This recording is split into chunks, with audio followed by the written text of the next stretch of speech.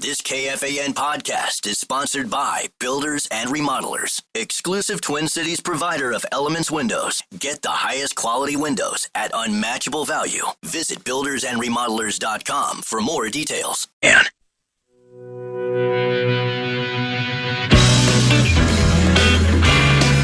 Thanks to friends at Unreal, you can restock your wardrobe with Unreal golf apparel this year, just like Common. Register to win up to $1,000 in Unreal golf apparel on our contest page. One lucky winner will restock their closet with amazing golf apparel, thanks to Unreal. That's KFAN.com. Keyword contest. Enter today.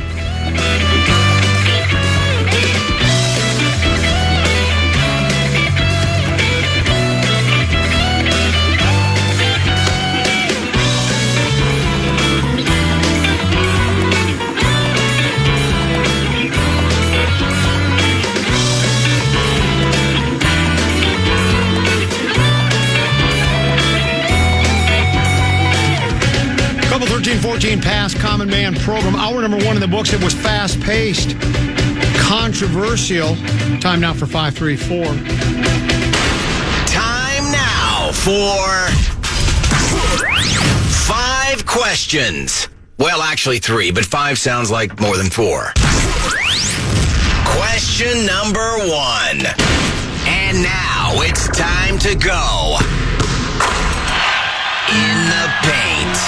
The Oklahoma City Thunder host the Indiana Pacers for a pivotal Game 5 tonight. That series tied 2-2 after OKC won 111-104 Friday night in Indiana.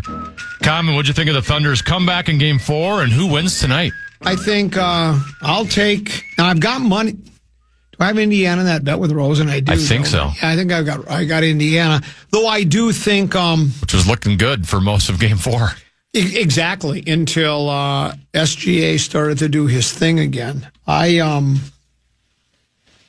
went out on a limb earlier this year when the Thunder were the best team in basketball and said I think they'll win the NBA championship. I really went out on a limb. I get it, but it was all because I like the way they play defense, and I continue to like that. Now that they have home court advantage again, I won't be surprised or shocked if the Pacers win the NBA title, but. I think the Thunder are in a pretty good spot right now. I think they win Game 5, and if they don't win it on the road, if it goes to a Game 7, I guess all bets are off. But I would think they'll win 2 of the next 3 for sure. That's who I would bet. How about you? How do you feel? Well, I thought they were Game 4 was going to be one of those where typically when they do win, they're up by 20 points for the vast majority of the game, and then they were struggling. The knock on OKC is, hey, get them in a close game and make them feel the heat a little bit. It seemed like Indiana had done that blueprint to a T, and they just let it go at the end of that game. Yep. So I don't know how to predict this series anymore. I think it's probably just 2 pretty close, equal teams. Indiana clearly has got depth and can play a little bit better defensively in some instances than because even SGA, he got going late, but a good chunk of that game, he wasn't doing a whole lot. It seems like the Pacers have been able to shut down him in stretches that the Wolves couldn't. I know you look at the box score at the end of the game, and SGA's got big inflated numbers because he hits all those free throws in the last 2 minutes of a game. But I feel like the Pacers have defended him relatively well. So I saw where the prediction by many, I guess, has come true. I got to admit, I'm not stunned by it, but I thought the ratings would still be really good because it's 2 good basketball teams. That small market stuff does seep into it for not. If you're not a part of the basketball community and you see, okay, and even though the SGA guy's the MVP, I don't think he's a household name. Do you? No. That's the thing is I don't even think it's a small market thing. I think it's more of a star power, right? SGA is still kind of early on. I know he won MVP, but he's still not as well. It's not like other people, people across the country during the season are watching Oklahoma City Thunder games. Right. And then Indiana, I think Halliburton's much better than anybody knew, but wasn't known as a team that had star power. I think that's it. I think that's probably the largest. Those 2 teams don't get talked about on First Take on ESPN. That's correct. And so, the ratings I guess have been down. fairly significantly too compared to some other finals. So, it's hard to predict this one. I will say, I think it's funny though with basketball, right? Someone else brought up this point. I forget who. Like in the NFL is such a king that we don't care what market sizes are playing in the big game, right? Like the Green Bay Packers is the smallest market in professional sports. If they got to the big game, ratings are still going to be good. In fact, they might be great. Yep.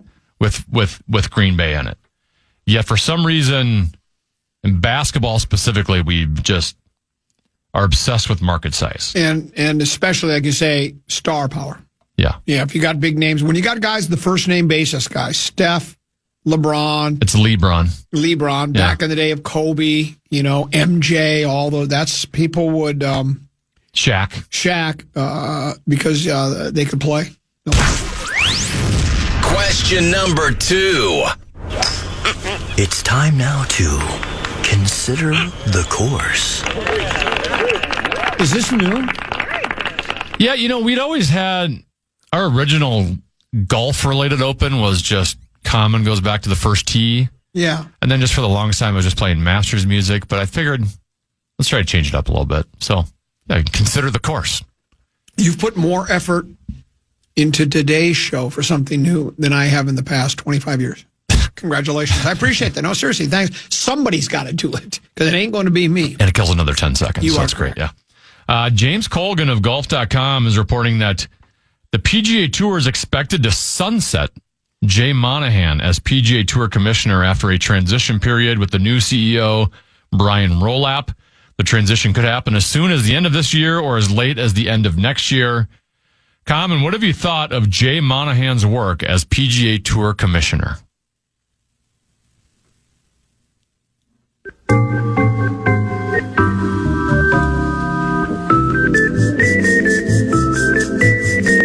I don't even know what he does. I know he's the commissioner. I have no idea what he does. I would be. I mean, tough time to be a commissioner with all the live golf stuff. Right. I think that would have been hard to handle. I guess the only way I would be able to answer that question, because I'm just not paying as close to the PGA Tour as I once did, you would have to tell me again, the live thing, I guess I'm sort of well-versed on that. That seems to be, it was just a few months ago where the betting money was that the smart money was that they were close to having something figured out. Yeah. And I don't think we're any closer than we've ever been. So I don't know what his role has been. And I mean, I know he's in the conversations, but I mean, I don't know if he's been a positive force, a negative force. As far as, any other decisions he may say, I don't know. You'd have to lay him out to me to tell me. I'm guessing the word sunset means they're like forcing him out, right? Like he's not leaving on his own accord. I think that. And I'm guessing the tour live negotiations that have been going on for like 2 years now, that might have something to do with that. Like their players are maybe just like, hey, let's move on with this. Let's get it. I mean, let's get it figured out. I think you're probably right. That would be the reason. As far as any other decisions he's made, I don't know. But yeah, the live thing, even like yesterday, there were. How many live players were in the hunt at the very end? I mean, Koepka was hanging around, though he was never really a threat there on the weekend. We know the Ortiz character was right there. Tyrrell Hatton was right there. Both of those guys had a chance to win late. And when they're only playing in the majors and you don't see them, during regular tour events, I think it takes away from the quality of the field. Look, let's face it, there's 8 or 10 of those live guys that are brilliant players, and when they're on, they're as good as anybody in the world. I just still don't know what the rank and file of the PGA Tour feels about if they decide to come together, bridge the gap. It's the PGA/Live Tour, whatever, and all the live guys come back and they've got their riches, and they get to play again without any repercussions, because a lot of other guys stood tall and said, I'm going to turn down the big money to stay with the PGA Tour on principle, and they didn't. So I don't know. I don't even know. Did I see like some of these guys' contracts are going to be coming up soon with Live, right? Like isn't DeChambeau's contract? Well, and that's the thing. I think some of these guys now will come back. I mean, if you got unless you want another big contract. Well, but I have a hard time believing they're going to. I mean, I get it; they have unlimited funds, but how can they endorse continuing to pay those guys that amount of money when they clearly aren't getting the pushback on it? A money guy I know, an entrepreneur who's very successful. He is.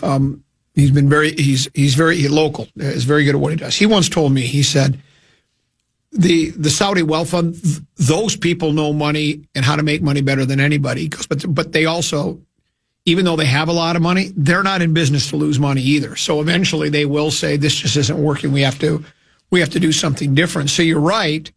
And like if you are a DeChambeau, and I mean, you and I have this, I wouldn't say we debate it. Well, we talk about it. We talk about we just talked about with Durant.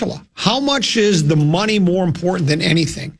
And if you're a guy like DeChambeau or a Rahm, who have both you made a ton of money on the regular tour and through your endorsements, right? Then you go to live and make, double, triple, quad, whatever it was you've made and make it again.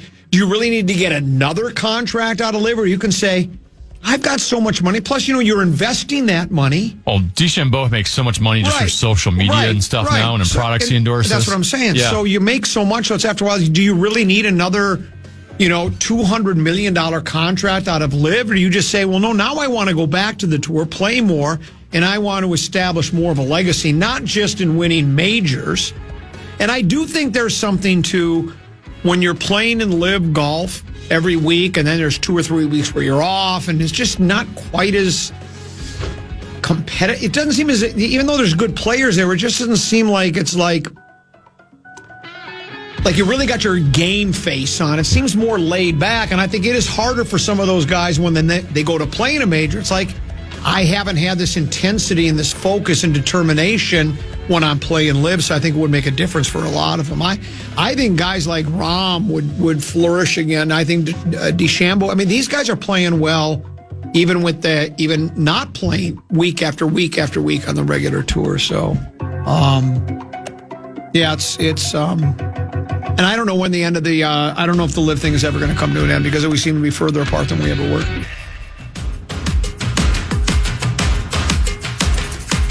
Want to chime in on what's happening with your favorite KFAN program? Make your voice heard on the Bradshaw Ryan text line. Let us know what you have to say by texting your message to 64686. That's 64686. Standard message and data rates apply. So 2 more quick things on Durant.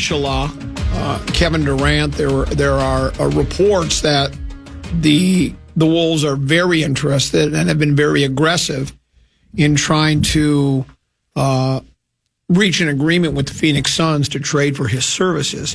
And we've had a number of people text message and tend to be, I think you are of the same opinion, that it seems as though money and states that don't have an income tax seem to be the ones at the top of Durant's list. And I don't see any cold weather climate states there either. And he is probably at a point where I've got my rings. I still like to play. I want to play. I think I can help other teams. He's got his legacy. He's going to be a Hall of Famer. Right. So it's like, well, I may as well. I still want to play. And if I'm going to play, I'd rather play for a team that's pretty good. Like to play for a team in a warm weather climate in a place where they pay me a lot of money and I don't have a lot of tax liabilities, state income tax. No matter how much money you've made, if someone's offering you $60 million to play a sport, it's hard not to turn that down. Yeah, the only time you do that is if the team that's offering you go, that's a 500 club, and with me they're barely over 500, and I got another team that's really good that I'd be a great priest, and I could maybe win another title and make. At least if I'm going to play, I want it to be interesting, and I want to have. I want to play for a good team and have a chance to go back to the NBA Finals. In regards to the one thing about him at 37, I don't know what kind of a defensive player he is at this stage of his career. Obviously, he hasn't lost much offensively. He still might be one of the best offensive players in the game. But if you watch the way, especially the conference finals and here in the finals themselves, defense is at a premium. And does Durant become What's liability? Liability. Does he become a liability? Because maybe he's a great defensive player and I just don't realize it. But at 37, getting up and down the floor and playing intense games, playoff series after playoff series, I don't know if that's... Maybe he'd be rejuvenated and re-energized, though, playing with Anthony Edwards. You want him here, don't you? You like Ant. You like Durant and Ant. I've always just would like to have a place where, like, a destination where stars want to come to, because for so long it's been the opposite. Here's a Dr. Mike. We text and talk more than most people know. He sends a text in regards to the conversation we were having about Royce Lewis. It says, the modern athlete is over strength training. They are bulking up the muscle mass to the point the tendons cannot handle it. And there's no way to significantly strengthen the tendons, which connect everything together. Look at the true Ironmen, Ripken and Favre. They wouldn't even want to take their shirts off in public. I wonder how different Tiger's career could have been had he not bulked up so much. Yeah. Because he did bulk up, then he had all sorts of injury issues. DeChambeau, I think, has stayed relatively healthy when he was all bulked up, didn't he? And that could be just luck of the draw, too. It's not...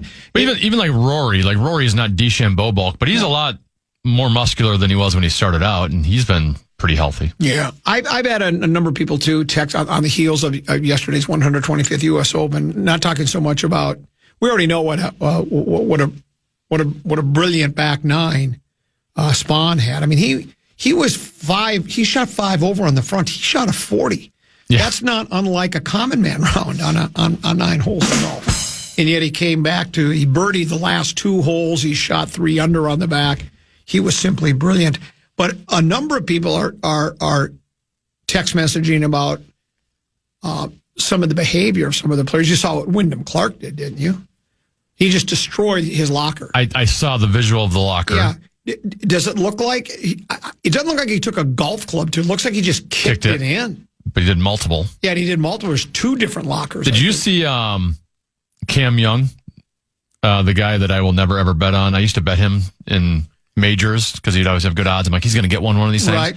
But his brain gets in his way. Yep. He had one. So I think he birdied like 2 and 3. Okay. And then he was on the 4th or 5th hole and had an awful drive, right? That's going into mess.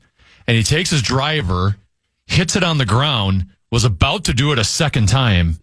And I'm thinking to myself, this guy is like 3 strokes off the lead on a Sunday in a major tournament. You're only like 4 holes in your round. You're about to break your driver off. Control yourself, man. Well, the other guy, you saw that a lot. You saw it with Rory. Rory tomahawked his club and just fired it. And it bounced back to him? And did it? I don't know. I just saw him. He just fired it down. He threw it, kind of like the overhead, almost like a hammer throw. And then and he also smashed a tee marker on 17.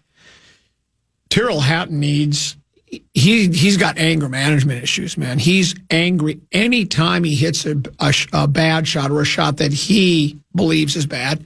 He looks like his head's about to explode. Baby brother Peter and I we spent most of yesterday laughing at Tyrrell, almost wanting him. I don't like rooting against players, but he's so demonstrative and has such a short fuse. And like I say, it looks like his head's about to explode. I started actually going, I hope he hits a bad shot here to see how he reacts this time, because he was just, and then you saw Wyndham Clark, you saw Rory McIlroy. And I understand these guys, they're playing for big money, big prizes. They're playing for this and that. And I know they're all really good and they get there and they start making bad.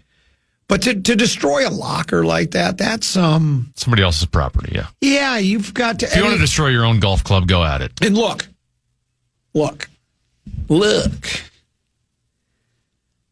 I can still get cranky on a golf course. I haven't thrown a club in a long time. I was a club. I shouldn't be, and I'm not proud of it, but I was a club thrower. Now, I wouldn't empty the bag, but I would take a club and slam it into the ground. And matter of fact, I exercised a demon a few years ago playing by myself, and I was struggling for it. It's like a 2-year struggle, and I finally had enough. I'm at Loggers, and I hooked my tee shot into the water, that pond that's on the front left.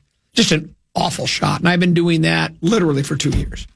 So I went over to where the maintenance road connects 3 tee and 7 green. And I went over to the long, the weeds and stuff like that. Mm-hmm. And I proceeded to chop wood for about a minute. Just, you big idiot.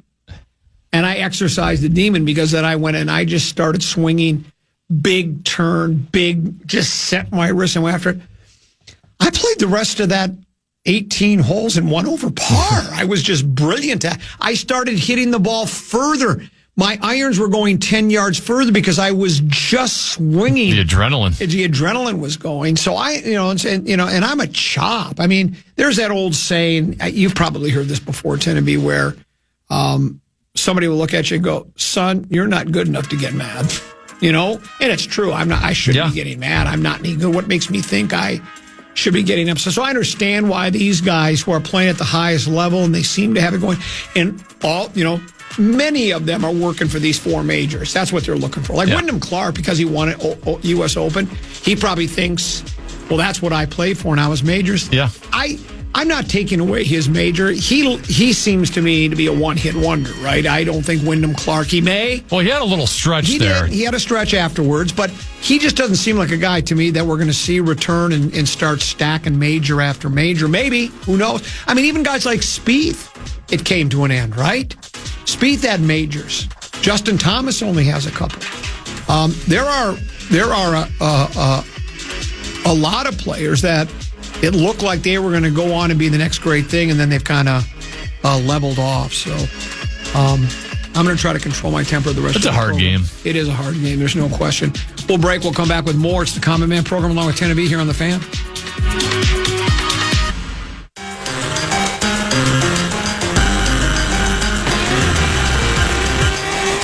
Get ready to rock. Incubus is bringing their Morning View Plus the Hits tour to Treasure Island Amphitheater on Saturday, July 5th. Experience the magic of their double platinum album and smash hits like Drive and Wish You Were Here live. Don't miss this epic night. Get all the details at TICasino.com. Couple 13-14 pass, Common Man program. I'm Common. He is Tenneby. We talked earlier in the program at the beginning of the show about tragic events from this past weekend. Vance Luther Boelter, 57 years old, was captured late yesterday following a pretty intensive manhunt. And it was described in one place I read, Tenneby, as the largest in state history. He's accused of impersonating a police officer and gunning down former House Speaker Melissa Hortman and her husband Mark in their home outside of Minneapolis. Senator John Hoffman and his wife Yvette were shot earlier by the same gunman at their home nearby, but survived. They finally flushed him out yesterday. And Tenneby, they had originally said he had a manifesto, but then it was more just a list of names. He had some maybe comments by names, but it wasn't like he said, I'm doing this because, and then listing airing grievances that he might have had, that we see that many of these cold-blooded killers do.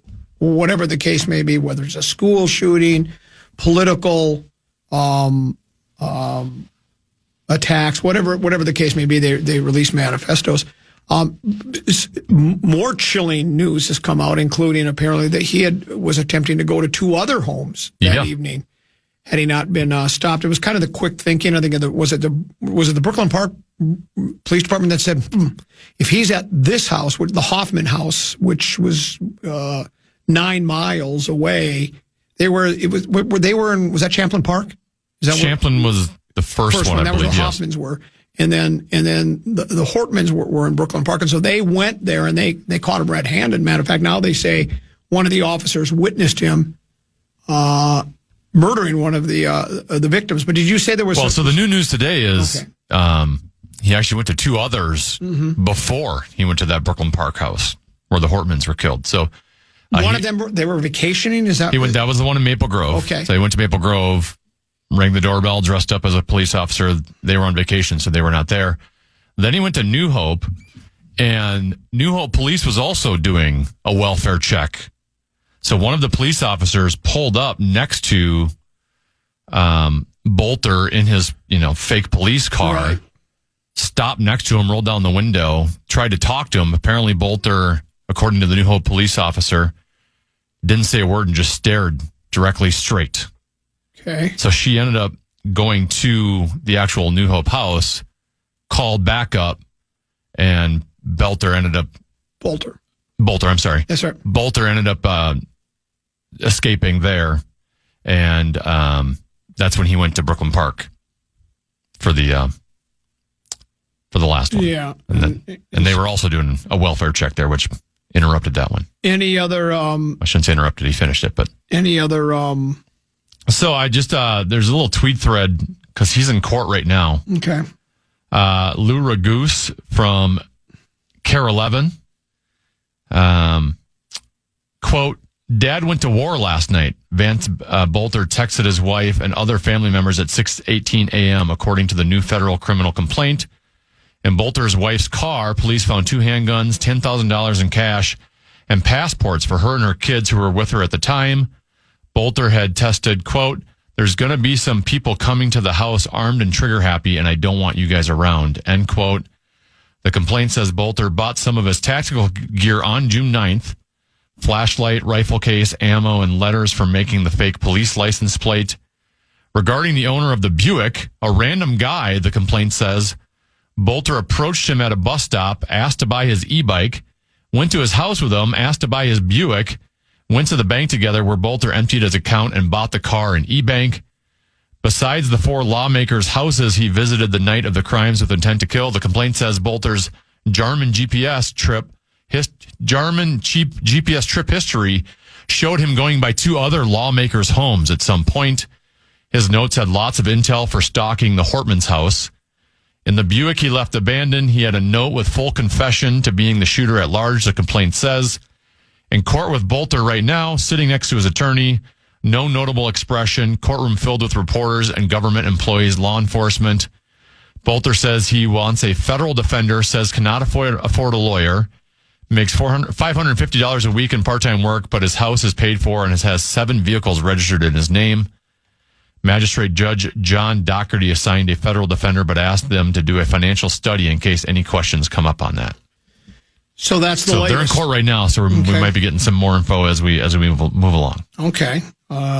There's that, and now this is a great transition. We're going to talk about Rafael Devers, formerly the Boston Red Sox. And, again, a Major League Baseball trade with a high-profile player that is neither leaving the Twins or coming to the Twins would generally not pique my curiosity. But I was reading a story on the trade from Matt Snyder, writes baseball for CBS Sports. Headline, Rafael Devers trade serves as further proof that Buster Posey, he's the general manager with the Giants now, has no problem spending Giants ownership's money. Story reads as follows. It says, All-Star third baseman Rafael Devers was traded to the Giants from the Red Sox Sunday night in a stunning deal that will see San Francisco take on all the remaining money on Devers' 10-year, $313.5 million deal that started last season. Therein lies one of the big takeaways from this deal. If there's one thing we've learned in less than a year of Buster Posey being the president of baseball operations for the Giants, is that he isn't shy about spending ownership's money, nor should he, to be clear. The Giants, like a good number of teams in baseballs, have plenty of money. Owner Charles Johnson's net worth is $5 billion, according to Forbes. Throwing money around for good players is something more teams should do, and being aggressive with salary isn't strictly related to signing free agents. Extensions and trades also factor here, and Posey has pulled off 3 moves so far. It might even be what got Posey the job in the first place. And then it lists a couple of the other big trades he made. And the reason I bring it up is because I guess you and I aren't the only ones, tend to be, that feel that using your own personal fortune to try to field a baseball team to improve the product on the field, to try to improve your chances of winning more games, it shouldn't be a it shouldn't be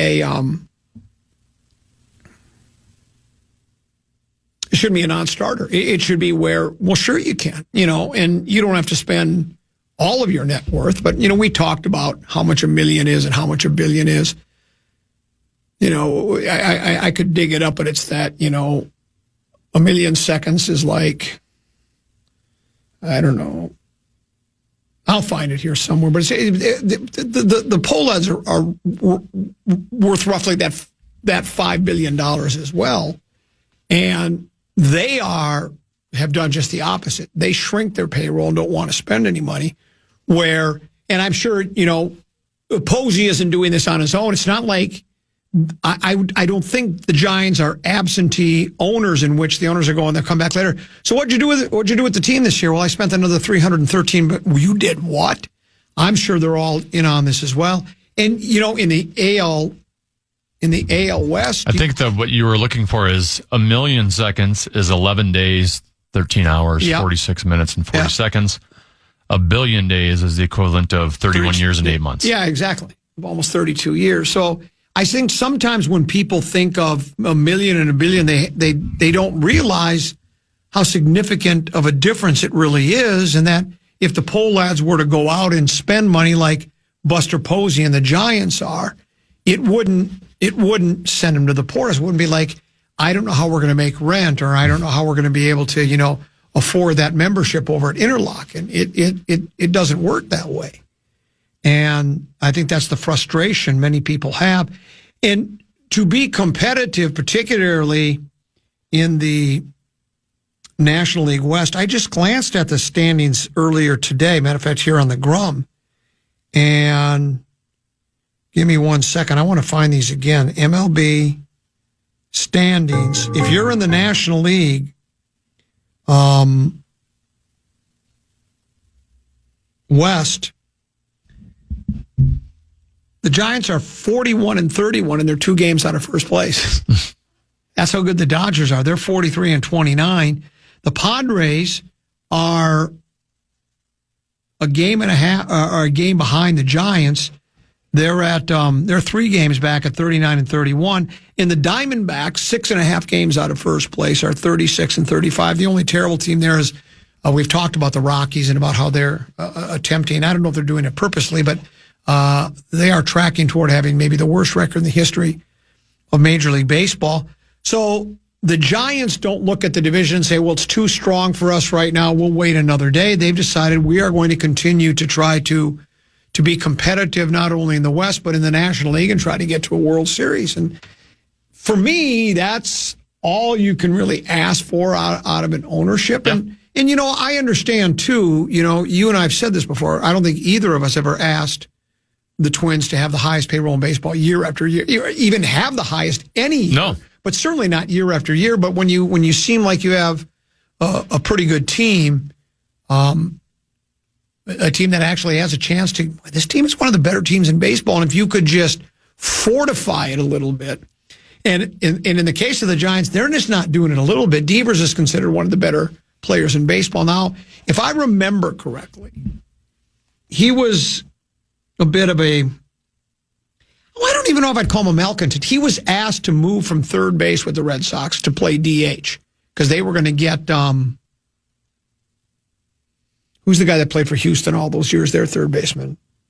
Bergman, whoever it was. Really good third baseman.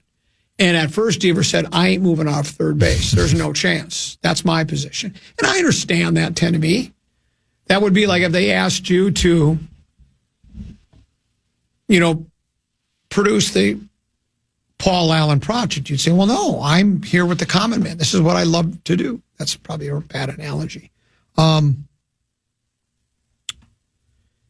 then now there's also been discussions. They wanted him.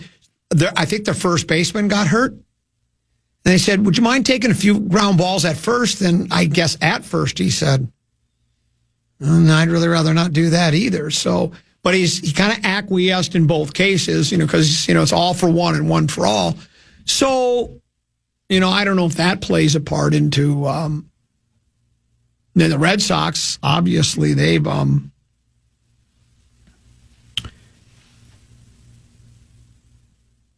They're 6.5 out. They're a game over 500, but they're not near the top of the division. So they've decided they've had enough of these. But I just like teams that try it. Wouldn't it be fun? And they did in mid-June. I thought you weren't able to make trades until you get up to the trade deadline. Right. Well, that's like a week before. Very good point. Yeah. And what I like is, if you're a San Francisco fan, how excited are you today? I would think you are, right? Because it's the hated Dodgers. I mean, Dodgers-Giants, I'm not going to say it's the greatest rivalry in the history of sports, but it's amongst them, right? Dodgers and Giants have hated each other forever. Both of them, they were both based in New York, and they were both based in California. And, you have your Packers and your Bears, and there's a lot of great rivalries in all different sports. But if you're a Giants fan, you wake up today going, "This is great," or whenever the trade was made yesterday, day before. Where you go, "This is great." Now I can get excited again. I mean, we were already only 2 games out, but you're facing a Dodgers team that obviously is not afraid to spend money. And all they do is they go out and acquire the best talent available. A payroll be damned. And I get the local television contracts are better for your large markets than you are your small markets. But all that being said, when you have your personal fortune to work, because that's what San Francisco is in a large market. I mean, they can't be, they're probably top 20 in the country, right, as far as size, but they're not. Yeah. I don't think they crack the top 10. Really? I would have thought they were top 10. I don't think they're top 10. I don't think. I mean, I could be wrong, but I would think they're somewhere in the teens. But they make no bones about. They're at 10. They're at 10, are they? But they're including, Oakland, San Jose. Okay. Yeah, San Francisco, Oakland, and that's San Jose. That's also like Minneapolis, St. Paul then, because like Minneapolis and St. Paul, I looked at one set of rankings not long ago, and Minneapolis was like 47th. Well, yeah, but when you include St. Paul and surrounding communities, well, now suddenly we're all basically one. Yeah. And it is one, because I can guarantee you that the Wild, the Twins, the Wolves, and the Vikings are drawing from both communities. It's not like if you're a basketball fan and you live in St. Paul, well, I don't consider the Wolves my team because I'm in St. Paul and you don't go. So it's like Dallas-Fort Worth. They're number 4. Well, that's exactly right. So Minneapolis-St. Paul, I think, is like they're 15 or 16 or something like that. So they're similar in size, I guess. Maybe San Francisco is bigger, but they're digging into, they're using a personal wealth of an owner in order to try to field a winning team. And by gosh, I love them. What a concept. I love them for it. I might become a Giants fan. That's why I'd become a San Diego Padres fan over the years, because they were spending some money, even as a smaller market. Well, when my brother was living in Palm Springs, he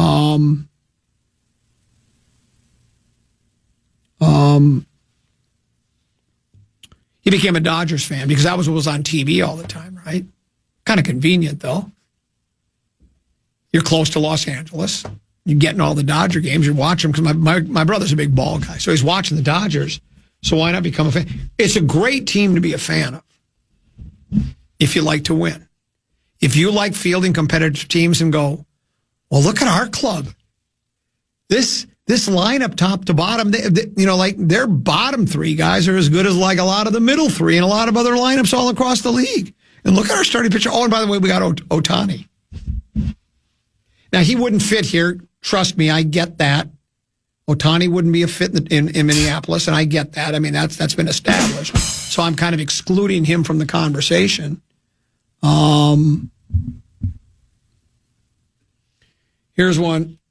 Dodger Stadium is a dump, and they don't even let you bring in smokes. Well, I don't think many stadiums let you smoke in the stadium, do they? I don't think you can smoke at Target Field. I don't want you smoking in the stadium where I'm at. Yeah, and I don't think you can smoke in Target Field, can you?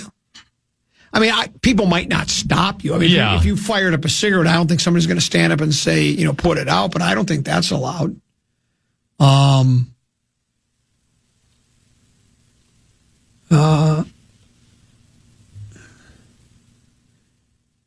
Here's one. That's why they call them the Minnesota Twins, the Minnesota Vikings, the Minnesota Wild, the Minnesota Timberwolves, and San Francisco to the San Francisco Giants. Well, there's that. We like to include As a matter of fact, we pride ourselves, especially with the football team, tend to be, I don't know if I think you know this because you're an extended family member and you are a part of the Minnesota Vikings broadcast network. I think the Vikings have more radio affiliates than any other team in the National Football League because we spread the entire Midwest because of our proximity to North Dakota, South Dakota, and Iowa. And even Western Wisconsin. That there are a number of fans that reside in those smaller towns that are Viking fans. And so I'm surprised we don't call ourselves the Upper Midwest Vikings or the Upper Midwest. Some team will do that someday. Some new team, maybe, if we have do we have professional? What we should call the Upper Midwest? Vikings territory. Vikings territory. Just like Twins territory. Yeah. Or up, what did they call it? In Michigan, they call it the Upper Peninsula, the UP, right? UP. We could be the UM, the Upper Midwest. Call ourselves Oomers or Ummers or whatever the case may be. So anyway, somebody tells me it's actually Devers, not Devers. I was thinking of, who is the Michael Devers was... Wasn't there a female track star that's last name is Devers? I think you might be right. I think you're absolutely right. And then there was... Gail Devers. Gail Devers. And was it Devers? Or was it Devers? Well, that's what I don't know. I thought it was Devers. And then wasn't there I know there was a Michael Devers. Yeah, he was a former White House deputy chief of staff. He served as White House deputy chief of staff under James Baker III and Donald Reagan from January 81 to May of 85. That's where I got the Devers pronunciation. But that's with an A, so that's a different way to do it. But go San Francisco Giants. I certainly wish them the best. Let's take a pause, come back. Another hour to go. We call it the Common Man Program. The music's not working. Oh. There, we'll do it over here. There you go. Take a short break, back with more. Another hour to go. It's the Common Man Program here on the Fan.